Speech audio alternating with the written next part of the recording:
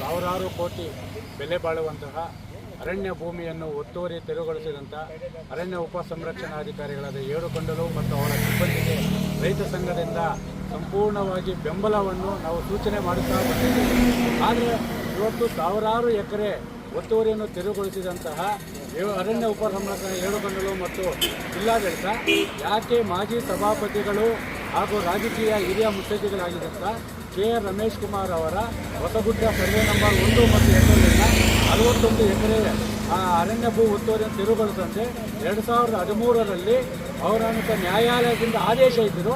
ಆ ಆದೇಶವನ್ನು ಯಾಕೆ ಪಾಲನೆ ಮಾಡ್ತಾ ಇಲ್ಲ? 11 ವರ್ಷ ಆಗಿದೆ.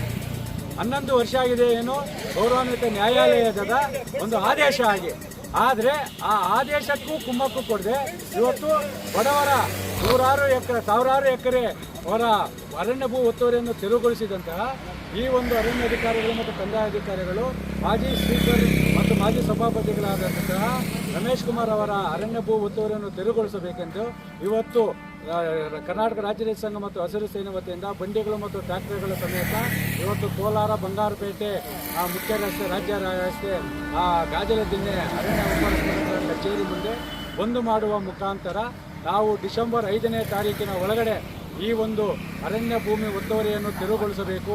ಇಲ್ಲವಾದರೆ JCPಗಳ ಪರ್ಯಾಯವಾಗಿ ಟ್ಯಾಕ್ಸಿಗಳ ಗರ್ಜನೆ ನಾವು ಚಳುವಳಿಯನ್ನು ಮಾಡುವ ಜೊತೆಗೆ ನೀವು ಬಡವರ ಅರಣ್ಯ ಭೂ ಒತ್ತುವರಿಯನ್ನು ಯಾವ ಜಾಗದಲ್ಲಿ ಪ್ರಥಮವಾಗಿ ಶುರು ಮಾಡಿದರೋ ಅದೇ ಜಾಗದಲ್ಲಿ ಮತ್ತೆ ಜಮೀನನ್ನು ಪಡೆಯುವಂಥ ಹೋರಾಟ ಮಾಡುವ ಎಚ್ಚರಿಕೆಯೊಂದಿಗೆ ಉಪವಿಭಾಗಾಧಿಕಾರಿಗಳಿಗೆ ಮತ್ತು ಉಪ ಅರಣ್ಯ ಸಂರಕ್ಷಣಾಧಿಕಾರಿಗಳಿಗೆ ಮನವಿ ನೀಡಿದ್ದೀವಿ. ಯಾಕಂದರೆ ನವೆಂಬರ್ 6ನೇ ತಾರೀಕು ನಿಗದಿಯಾಗಿದ್ದಂಥ ಜಂಟಿ ಸರ್ವೆ ಕಾರ್ಯಾಚರಣೆಯನ್ನು ಮಾನ್ಯ ಸಭಾಪತಿಗಳು, ಅರಣ್ಯ ಅಧಿಕಾರಿಗಳು ಮತ್ತು ಕಂದಾಯ ಮನೆಗಳ ಬಾಗಿಲನ್ನು ತಟ್ಟಿ ನನ್ನ ರಾಜಕೀಯ ಭವಿಷ್ಯವನ್ನು ಹಾಳು ಮಾಡಬೇಡಿ, ನಾನು ಅರಣ್ಯ ಭೂಮಿಯನ್ನು ಒತ್ತುವರಿ ಮಾಡಿಕೊಂಡಿದ್ದರೆ ಅದನ್ನು ಮುಂದೂಡಿ ಅಂತೇಳಿ ಅವರ ಕೈಯ ಕಾಲುಗಳು ಬಿದ್ದು ಕೇಳ್ಕೊಳ್ಳೋ ಬದಲು ಸ್ವಾಭಿಮಾನದಿಂದ ನಾನು ಅರಣ್ಯ ಭೂಮಿ ಒತ್ತುವರಿಯನ್ನು ಮಾಡ್ಕೊಂಡಿದ್ದೀನಿ, ನಾನು ಭೂ ಒತ್ತುವರಿಯನ್ನು ಅರಣ್ಯ ಇಲಾಖೆ ಕೊಡ್ತೀನಿ ಅಂತೇಳಿ ಒಂದು ದೊಡ್ಡ ಮನಸ್ಸು ಮಾಡಬೇಕಾಗಿತ್ತು.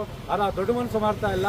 40 ವರ್ಷದ ರಾಜಕೀಯ ಭವಿಷ್ಯವನ್ನು ಕೊಟ್ಟಂತಹ ಸಾವಿರಾರು ಈ ಒಂದು ಬಡ ರೈತ ಕೂಲಿ ಕಾರ್ಮಿಕರ ಬದುಕನ್ನು ಬೀದಿಗೆ ತಳ್ಳಿ ತಮ್ಮ ಅರಣ್ಯ ಭೂಮಿಯನ್ನು ಒತ್ತುವರಿ ತೆರವುಗೊಳಿಸದಂತೆ ತಡೆಯಾಜ್ಞೆ ತೆರವುವಂತೆ ನಾಚಿಕೆ ಆಗುವಂತಹ ಸಂಗತಿ ಆಗಿದೆ, ವಿಚಾರವಾಗಿದೆ. ಈ ಕೂಡಲೇ ಈ ವಿಚಾರವನ್ನು ಗಂಭೀರವಾಗಿ ಸರ್ಕಾರ ಪರಿಗಣಿಸಿ ಈ ಒಂದು ಒತ್ತುವರಿಯನ್ನು ತೆರವುಗೊಳಿಸಲಾಗಿದೆ. ಡಿಸೆಂಬರ್ 5ರಿಂದ ಬಡವರ ಜಮೀನನ್ನು ಮರು ವಶ ಪಡೆಯುವಂತಹ ಹೋರಾಟ ಮಾಡುವ ಜೊತೆಗೆ JCPಗಳ ಪರ್ಯಾಯವಾಗಿ ಟ್ಯಾಕ್ಸಿಗಳ ಗರ್ಜನೆ ಮಾಡುವ ಚಳುವಳಿ ಮಾಡುವ ಎಚ್ಚರಿಕೆ ನೀಡ್ತಾ ಇದ್ದೀವಿ. ಒತ್ತುವರಿ ಪ್ರಾರಂಭ ಮಾಡಿದ್ರು ಅವತ್ತಿನ ನಾವು ನಿಮ್ಮ ಜೊತೆ ಆದರೆ ನಮಗೊಂದು ನೋವಾಗ್ತದೆ.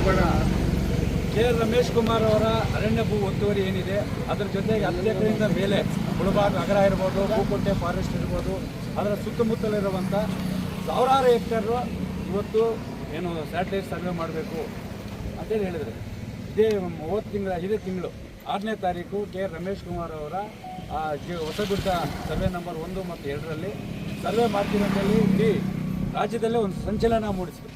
ಯಾಕಂದರೆ ಅವರು ವಿಧಾನಸೌಧದಲ್ಲಿ ಸಭಾಪತಿಗಳಾಗಿದ್ದಾಗ ಗೌರವಾನ್ವಿತ ಸಂವಿಧಾನ ಶಿಲ್ಪಿ ಬಾಬಾ ಸಾಹೇಬ್ ಅಂಬೇಡ್ಕರ್ ಅವರ ತತ್ವ ಸಿದ್ಧಾಂತದಲ್ಲಿ ಅಳವಡಿಸಿಕೊಂಡು ನಾನು ಅವರ ತತ್ವ ಸಿದ್ಧಾಂತದಲ್ಲಿ ಅವರ ಸ್ವಾಭಿಮಾನ ಒಂದು ಇದಿದ್ರೆ ಯಾಕೆ ಅರಣ್ಯ ಭೂಮಿ ಕೊಡಬಾರ್ದು, ಅವರ ಡೇಟ್ ಮಾತ್ರ ನೀವು ಮುಂದೂಡೋದಕ್ಕೆ ಕಾರಣ ಏನು? ಕಂದಾಯ ಅಧಿಕಾರಿ ಯಾಕೆ ಸಹಕರಿಸ್ತಾ ಇಲ್ಲ? ಯಾಕೆ ಹೇಳ್ತಾರೆ ಕಾನೂನಲ್ಲಿ ಒಂದೇ ಇರಬೇಕು. ಈಗ ರಾತ್ರಿ 12 ಗಂಟೆಗೆ ನೀವು ಮಾಡಿದ್ರಿ, ಬೆಳಗ್ಗೆ 6 ಗಂಟೆಗೆ ಮಾಡಿದ್ರಿ, ನಿಮ್ಮ ಸಂಪೂರ್ಣ ಸಹಕಾರಕ್ಕೆ ನಾವು ಸಹಕಾರ ಕೊಡ್ತಾ ಇದ್ದೀವಿ. ರಮೇಶ್ ಕುಮಾರ್ ಮತ್ತು ಮತ್ತಿತರ ಸೇರಿದಂತಹ ಅರಣ್ಯ ಒತ್ತುವರಿ ಯಾಕೆ ತೆರವುಗೊಳಿಸಲ್ಲ? ಸ್ಯಾಟಲೈಟ್ ಸರ್ವೆ ಅನ್ನೋ ಒಂದು ಅಡ್ಡಿಯಲ್ಲಿ ಬಡವರಿಗೂ ನ್ಯಾಯ ಸಿಗಬೇಕು. ಅದು ಸಾರ್ವಜನಿಕವಾಗಿ ಸುಮಾರು 10,000 ಕೋಟಿ ಮೌಲ್ಯದ ಅರಣ್ಯ ಭೂಮಿ ಉಳಿಸಿದ್ದೀರ.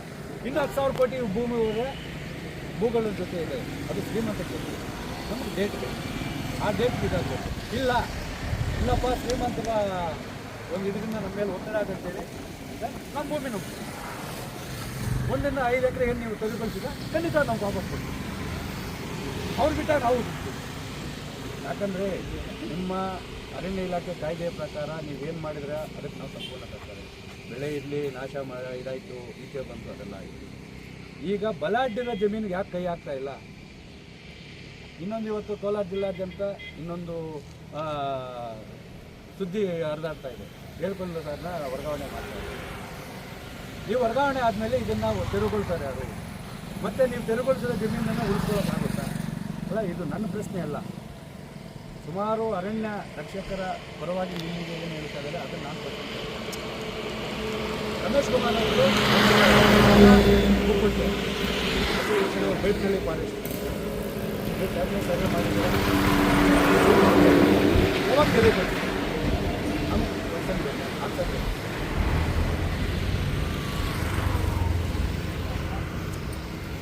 ದಿನ ನಾವು ಮಾತಲ್ಲ ಸರ್. ಈಗ ನಾವು ಕೇಳೋದು ಒಂದೇ ಮಾತು, ಡೇಟ್ ಯಾವಾಗ? ಇಲ್ಲ ಕಂದಾಯ ಅಧಿಕಾರಿಗಳು ನಿಮ್ಗೆ ಸ್ಪಂದಿಸ್ತಾ ಅಲ್ವಾ? ಇಲ್ಲ ಅರಣ್ಯ ಸಚಿವರು ಮನೆ ಮುಂದೆ ಕೂತ್ಕೋಬೇಕಾ? ಇಲ್ಲ ಉಸ್ತುವಾರಿ ಮನೆ ಮುಂದೆ ಕೂತ್ಕೋಬೇಕಾ? ಇಲ್ಲ ಕಂದಾಯ ಮಂತ್ರಿಯವರು ಮನೆ ಮುಂದೆ ಕೂತ್ಕೋಬೇಕಾ? ನಮಗೆ ತೆರವು ಯಾವಾಗಗೊಳಿಸ್ತೀರಾ? ದಿನಾಂಕ ನಿಗದಿ. ಆ ದಿನಾಂಕದೊಳಗಡೆ ನೀವು ನಮಗಿದು ಇಲ್ಲ ಅದೇ ಗಿಡಗುಂಟೆ 1 ಮತ್ತು ಸರ್ವೆ ನಂಬರ್ ಏನಿದೆ ಅಲ್ಲಿ ನಾವು ಕೊಡ್ತೀವಿ. ಅಲ್ಲಿ ಆಗೇನೋ ನಾವು ಕಾನೂನು ಅಧಿಕಾರಿ ಕಂದಾಯ ಮಂತ್ರಿಗಳು ಅದೇ ಹೇಳ್ತಾರೆ.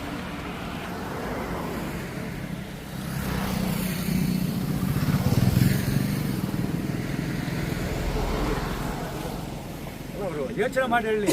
ನಮಗೆ ನಿಗದಿ ಮಾಡೋ ದಿನಾಂಕ ಬೇಕು ಸರ್, ಭರವಸೆ ಬೇಡ. ಖಂಡಿತವಾಗ್ಲೂ ನಮಗೆ ಭರವಸೆ ಬೇಡ, ನಿಗದಿ ಮಾಡೋ ದಿನಾಂಕ. ಇಲ್ಲ ನಿಮ್ಗೆ ಇನ್ನೂ ಭದ್ರತೆ ಇಲ್ವಾ? ಇಲ್ಲ ಒತ್ತಡ ಇದೆಯಾ? ಎಲ್ಲಿಗೆ ಹೋಗ್ಬೇಕೇಳಿ ನಾವು ಹೋಗ್ತೀವಿ. ಅದೇ ನಾವು ಖಂಡಿತ ಎಲ್ಲರಿಗೂ ಒಂದೇ ರೀತಿಯಲ್ಲಿ ಬಲಹೀನ ಅಂತ ಏನಿಲ್ಲ. ಎಲ್ಲರನ್ನೂ ಒಂದೇ ರೀತಿಯಲ್ಲಿ ಕಾನೂನಲ್ಲಿ ಅರಣ್ಯ ಕಾಯ್ದೆಗಳಾಗಲಿ ರೆವಿನ್ಯೂ ಕಾಯ್ದೆಗಳಾಗಲಿ ಎಲ್ಲರಿಗೂ ಒಂದೇ. ಇವತ್ತು ತಾವೆಲ್ಲರೂ ಹೇಳ್ತಾ ಇದ್ದ ಪ್ರಕಾರ ಸಂವಿಧಾನ ದಿವಸ ಕಾನೂನು ಎಲ್ಲರಿಗೂ ಒಂದೇ ಇಂಡಿಯಾದಲ್ಲಿ. ಇವತ್ತು ಏನು ಕಾಣಿಸುತ್ತೆ ಸಂವಿಧಾನದ ದಿನಾಚರಣೆ ಆಗಿರೋದ್ರಿಂದ ಆ ದಿನಾಂಕ ಯಾವಾಗ ಕೊಡ್ತೀರಾ? ಆ ದಿನಾಂಕ ಕೊಟ್ಟ ಮೇಲೆ ಮಾತು ತಪ್ಪಬಾರ್ದು. ಅದಕ್ಕೋಸ್ಕರ ನಮ್ಗೆ ದಿನಾಂಕ ಬೇಕಾಗಂತ ನೀವು 1 ವಾರ ಕೂತ್ಕೊಂಡು ನಿಮ್ಮ ಆಫೀಸ್ ಮುಂದೆ ಕೂತ್ಕೊಳ್ತೀವಿ, ನೀವು ಊಟ ಮಾಡಿ. ನಾನು ಅದೇ ಒಂದೇ ಹೇಳಲಿಕ್ಕೆ ಇಚ್ಛೆಪಡ್ತೀನಿ. ಈಗ ಏನೋ ನಾವು ಕಾನೂನುಬದ್ಧವಾಗಿ ಏನೋ ಅರಣ್ಯ ಒತ್ತುವರಿ ತೆಗೆದಿದ್ದೀವಿ ಇಷ್ಟುವರೆಗೆ, ಅದು ನಾವು ಎಲ್ಲ ಭದ್ರ ಮಾಡ್ತೀವಿ.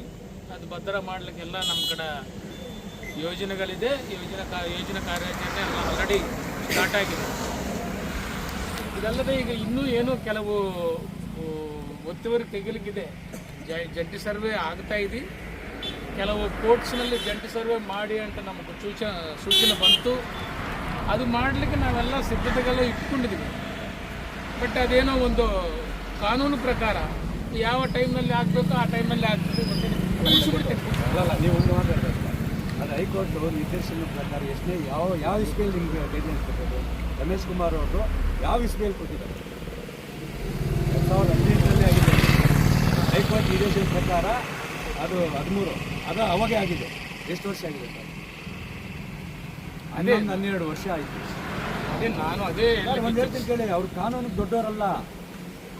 ಅವ್ರು 10,000 ಜನ ಇಲ್ಲಿ ಇದೇ ನಿಮ್ಮ ಅರಣ್ಯ ಇಲಾಖೆಯವರು ಇದು ಆರೋಗ್ಯ ಸಚಿವರಾಗಿದ್ದಾಗ ಅಮೈನ್ಮೆಂಟ್ ಮಾಡೋಕೆ ಹೋಗ್ತಾರೆ ಇಲ್ಲಿ ವಿಧಾನಸೌಧದಲ್ಲಿ. ನಿಮ್ಮ ಅರಣ್ಯ ಅವ್ರ ಸಚಿವರು ಮತ್ತು ಅರಣ್ಯ ಇಲಾಖೆಯವರು ಅವಾಗ ಏನು ಹೇಳ್ತಾರೆ ಗೊತ್ತಾ? ಸರ್, ಈ ಥರ ಇಷ್ಟು 1000 ಎಕರೆ ಅರಣ್ಯ ಒತ್ತುವರಿ ಆಗಿದೆ, ಅದು ತೆರವುಗೊಳಿಸ್ಬೇಕು, ಸರ್ಕಾರದೊಂದು ಅಂಗೀಕಾರ ಆಗ್ತದೆ ಅಂತ ಹೇಳಾಗ ಅವಾಗ ನಂದು ಐತೆ ಅಂತ ಹೇಳ್ತಾರೆ. ಸರ್, ನಿಮ್ಮದು ಕೋರ್ಟಲ್ಲಿದೆ, ನಿಮ್ಮ ಕೋರ್ಟಲ್ಲಿದ್ದಾಗ ತೆರವುಗೊಳಿಸೋರು ಬರೋಕ್ಕಾಗಲ್ಲ. ಒಂದೇ ಒಂದು ಮಾತುಗೋಸ್ಕರ ನಾನು ಮಾತ್ರ ರಕ್ಷಣೆ ಮಾಡ್ಕೊತೀನಿ ಅಂತ ಹೇಳ್ಬಿಟ್ಟು ಒಂದು ಮಾತು ಹೇಳಿದ್ರು. ಅವಾಗ ಆಯಿತು ನೀವು ತೆರವುಗೊಳಿಸೋದ್ರಿ ಅಂತ 40 ವರ್ಷ ರಾಜಕೀಯ ಭವಿಷ್ಯ ಕೊಟ್ಟರೆ ಸರ್ ಅದು ಶ್ರೀನಿವಾಸಪುರ ಅವ್ರಿಗೆ. ಅವತ್ತು ಹೇಳ್ಬೋದಾಗಿತ್ತಲ್ಲ, ಅರಣ್ಯಾಧಿಕಾರಿಗಳೇ ನೀವು ಬರಬಾರ್ರಿ ಇದಕ್ಕೆ. ಅವತ್ತು ಹೇಳಿದ್ರೆ ನೀವು ಬರ್ತಾ ಇಲ್ವಾ? ಇಷ್ಟು ಡಾಕ್ಯುಮೆಂಟ್ ಇದೆ ನಮ್ಮ ಹತ್ರ, ಅವ್ರು ಏನು ಮಾತಾಡಿದ್ದಾರೆ ಅಂತಿದೆ. ಹೈಕೋರ್ಟ್ ನಿದರ್ಶನ ಇದೆ. ಅದರ ಪ್ರಕಾರ ನೀವು ತೆರವುಗೊಳಿಸೋಕ ಇವತ್ತು ಸಂವಿಧಾನ ದಿನ ಡೇಟ್ ಹೇಳಿ, ದಿನಾಂಕ ನಿಗದಿ ಮಾಡಿ. ಮುಳಬಾಗಿಲು, ಕೋಲಾರ, ರಮೇಶ್ ಕುಮಾರ್ ಯಾವಾಗ ಅಂತೇಳಿ ಒಂದು ನಿಗದಿ ಮಾಡಿ. ಆ ನಿಗದಿ ಡೇಟ್ ಹೇಳಿ, ಆ ನಿಗದಿ ಡೇಟ್ ಗಂಟ ನಾವು ಬರೋದು. ಅಂದರೆ ತಿಂಗಳಾನು ಗಟ್ಟಲೆ ಕೊಡೋದು. 1 ವಾರ 15 ದಿನ ಒಳಗಡೆ ಡೇಟ್ ನಮ್ಗೆ ಭೇಟಿ ಬೇಕು. ಆ ಡೇಟ್ ನೀವು ಇದು ಮಾಡಿ. ಇಲ್ಲ ನಿಮಗೆ ಕಂದಾಯ ಇಲಾಖೆ ಸಂಬಂಧಿಸಲ್ವಾ? AC ಮೇಡಮ್ ಬರೋಗತ್ತೆ ಇಲ್ಲೇ ಕೊಡ್ತೀನಿ, DC ಬರೋದು ನೀವು ಹೊರಗಡೆ ಇದೆ, ಅವರೇ ಬರಲಿ, ನೀವಿಬ್ಬರು ಸೇರಿ ಚರ್ಚೆ ಮಾಡಿ ನಮ್ಗೆ ತಿಳ್ಕೊ. ನಾನು ಒಂದು ನಮ್ಮ ಡಿಪಾರ್ಟ್ಮೆಂಟ್ ಬಗ್ಗೆ ನಾನು ಅಲ್ಲ ಈಗ ನನಗೆ